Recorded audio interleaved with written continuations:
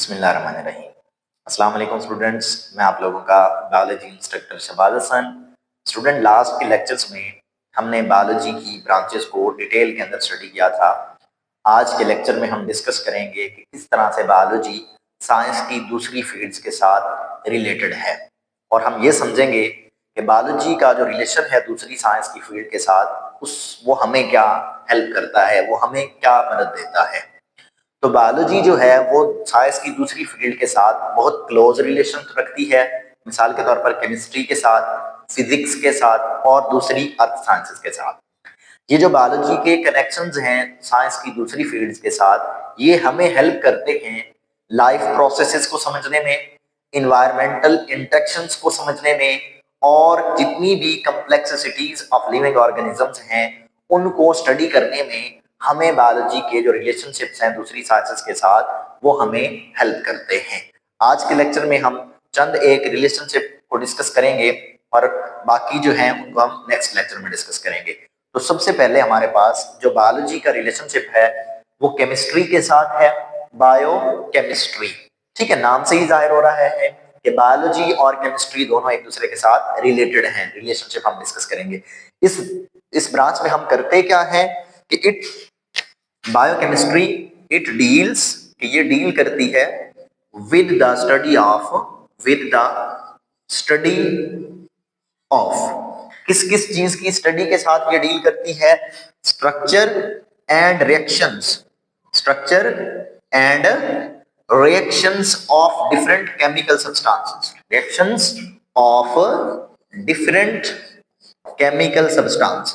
Different chemical substances present in living organism, substances। ठीक है students, present in living organisms। ठीक है students, तो जैसे इसका नाम है, बायो मीन लिविंग ऑर्गेनिजम्स और केमिस्ट्री मीन केमिकल रिएक्शंस। तो बायोकेमिस्ट्री वो शाख है जिसमें हम लिविंग ऑर्गेनिज्म के अंदर होने वाले केमिकल रिएक्शंस के बारे में पढ़ते हैं और बायोकेमिकल रिएक्शंस के बारे में पढ़ते हैं। इसकी एग्जांपल अगर हम डिस्कस करें तो हम जो स्टडी कर रहे होते हैं फोटोसिंथेसिस का प्रोसेस और रेस्पिरेशन। फोटोसिंथेसिस और दूसरी हमारे पास क्या है जी? रेस्पिरेशन। ये दोनों केमिकल रिएक्शंस हैं और ये दोनों किस में हो रहे होते हैं? लिविंग ऑर्गेनिजम्स में हो रहे होते हैं।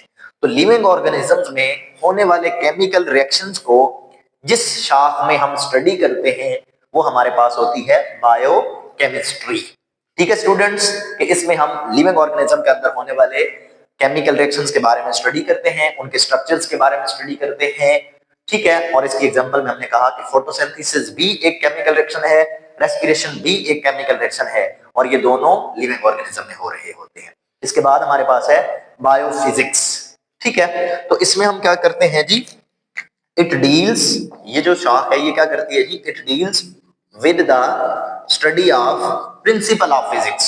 It deals with the study of principle of physics.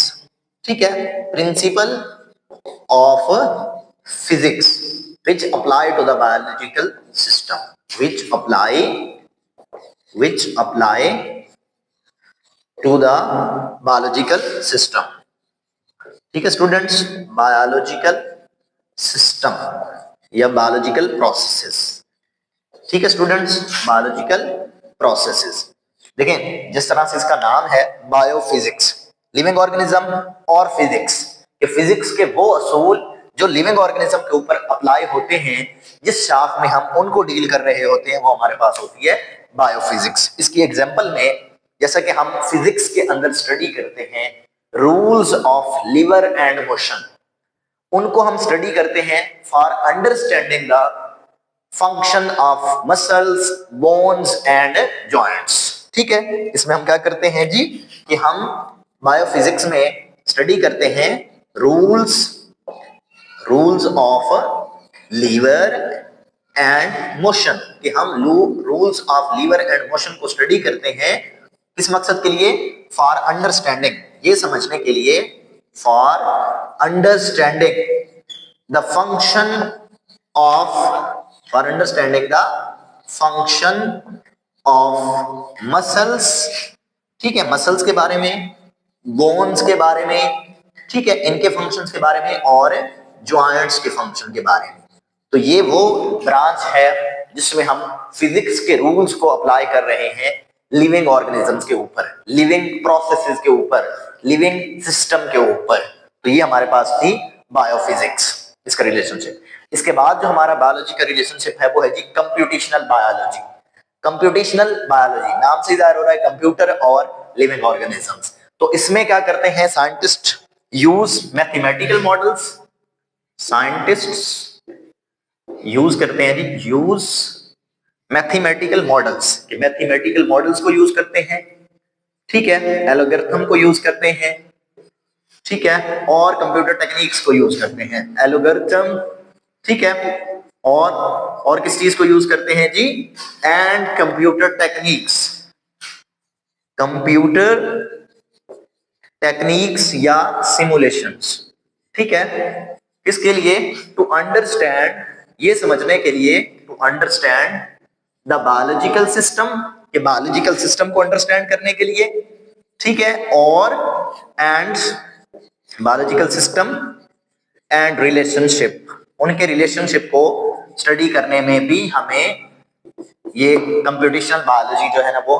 Help करती है, ठीक है। कि इसमें साइंटिस्ट क्या करते हैं जी, आपके पास मैथमेटिकल मॉडल्स का इस्तेमाल करते हैं, एल्गोरिथम का इस्तेमाल करते हैं, और कंप्यूटर टेक्निक्स का इस्तेमाल करते हैं, किस मकसद के लिए, टू अंडरस्टैंड बायोलॉजिकल सिस्टम, के बायोलॉजिकल सिस्टम को अंडरस्टैंड करने के लिए ये सारा कुछ इस्तेमाल करते हैं, और उनके रिलेशनशिप को स्टडी करने के लिए भी हम इन कंप्यूटर टेक्निक्स को इस्तेमाल करते हैं। इसके अलावा क्या है जी, it also involves the analysing the biological data, it involves, ये भी इन्वॉल्व करती है, it involves analysing the biological data, analysing biological data, कि बायोलॉजिकल डाटा को एनालाइज करने में भी ये हमें हेल्प करती है, किस तरह से, for example the sequence of amino acid in a protein, किस तरह से, sequence of amino acid, sequence of amino acid,